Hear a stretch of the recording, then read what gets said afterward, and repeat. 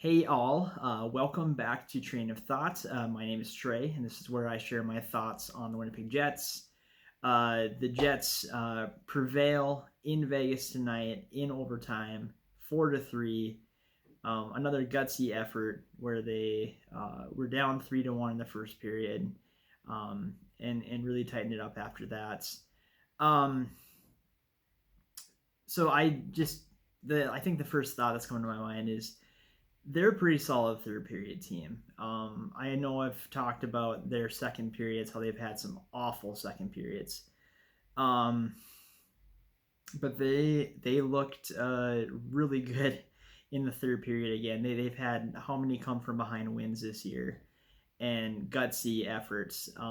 And speaking of the second period, they won the second period. Nobody scored, but they definitely outplayed Vegas. The score was still 3-1 after the second period, but there are some big plays and some kind of momentum turning events in that period that if they would have not at least held their ground like they did, we probably wouldn't be talking about a Jets win tonight.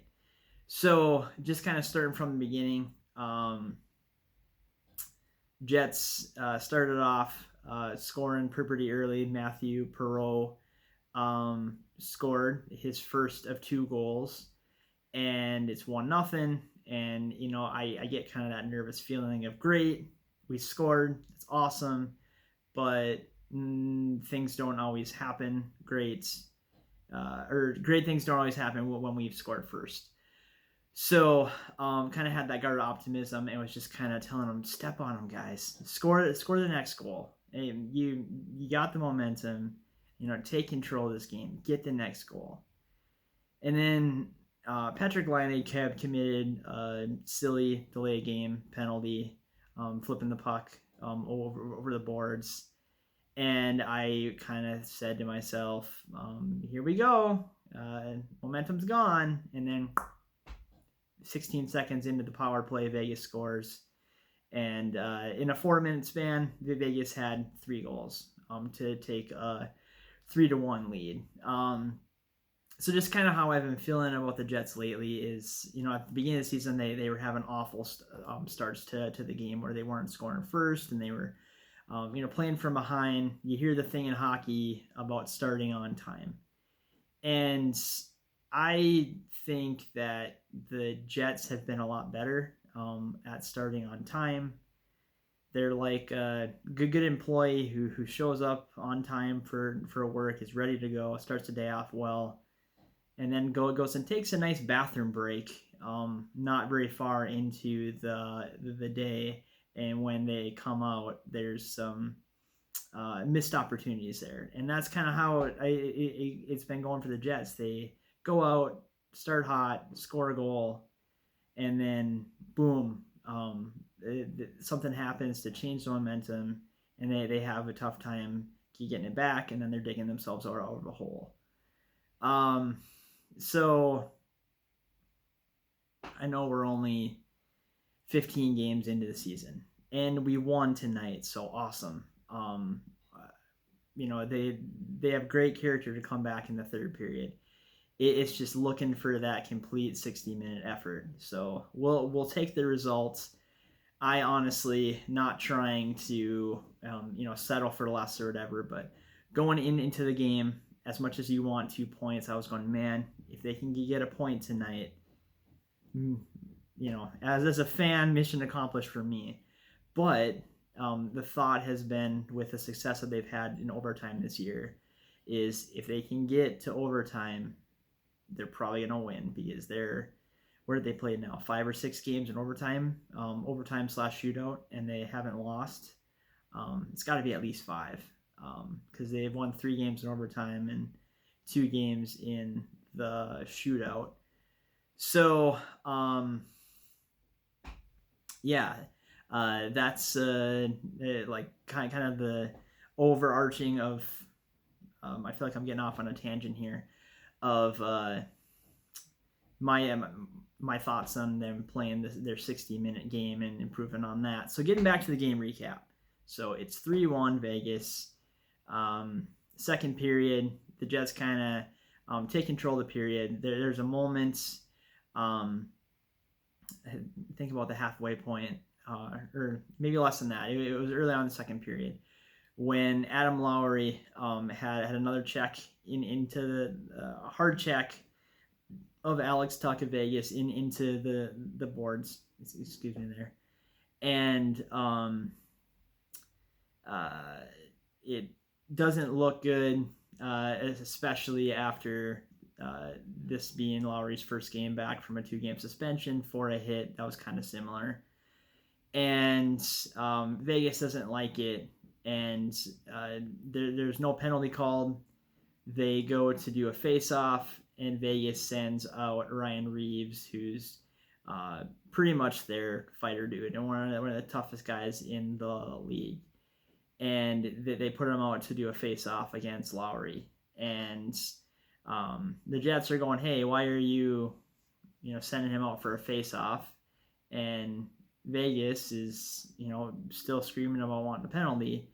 And Lowry, I think that this was a turning point in the game, too, was he just kind of looked at the bench and said, I got this.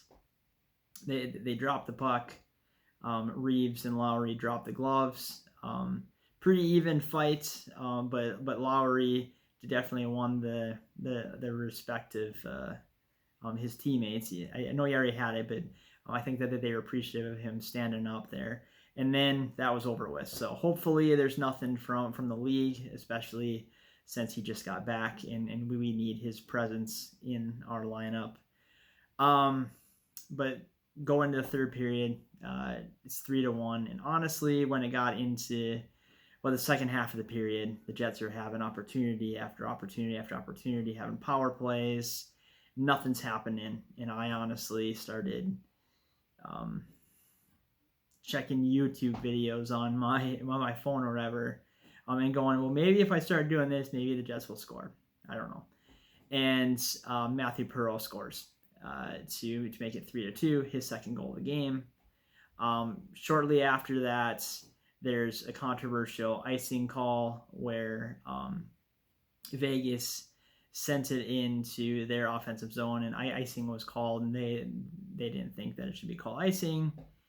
And then not long after that, the Jets send it down, and there's a race for the puck that looks like Vegas is going to win.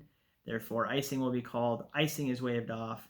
Kyle Connor grabs the puck. It has a great no-look pass to Mark Scheifele right in front of the net. He bangs it home. Tie game. Vegas was livid, saying, hey, that it should have been icing. The play should have been dead. They were unsuccessful with that. It's 3-3. As a Jets fan, I'm happy. Team is happy. Going to overtime, and Kyle Connor, who's been, in my opinion, the best player on the ice the last 3 games, but he hasn't gotten rewarded with a goal. Takes a great pass from Patrick Laine, goes 5-hole, scores, game over. So that's my take on it. I'm glad that they were able to overcome what happened at the beginning when Laine committed that penalty very early when they were up 1-0. I kind of thought if the Jets lose this game, this might be the turning point, because that's when Vegas took control, and that's that little period or spurt there might be what dooms the Jets in, but it didn't. So thankfully, we won. We'll move on. That's about all I have. I don't want to go over 10 minutes here. So with that, thank you for watching. Please give me your thoughts in the comment section about the game, the Lowry hits, whatever you want to talk about. If you like this video, please hit like. If you really liked it, please hit subscribe. Help me to get to 100 subscribers as quickly as possible. And with that, have a great night. Happy daylight savings if where you are is affected by that. And I'll talk to you soon.